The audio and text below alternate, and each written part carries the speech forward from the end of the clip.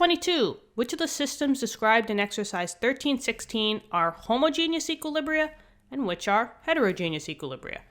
So I pulled up one of the balanced equations, right? In this case, we have to find out if 2 PbNO3 2 solid, which comes to equilibrium with 2 PbO solid plus 4 NO2 gas plus O2 gas, we have to figure out if this is either a homogeneous equilibria or a heterogeneous equilibrium. Well, I wrote down the definitions down here between homogeneous and heterogeneous equilibrium.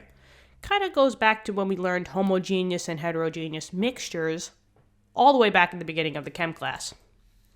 Homogeneous equilibrium is when all of your phases are exactly the same throughout the whole balanced equation. Heterogeneous is when your phases are different in your balanced equation.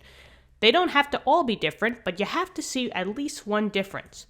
Now, I keep saying phases. What is a phase? Phases are your states. They're your solid, liquid, gas, and aqueous. So pay no mind to what the compounds are. Just look at the states. In this case, I have a solid. Okay, I got a solid. But then I have a gas and a gas. What do you think? Are these phases the same throughout the whole thing or different? Yeah, they're different. I got 2 solids and I got 2 gases.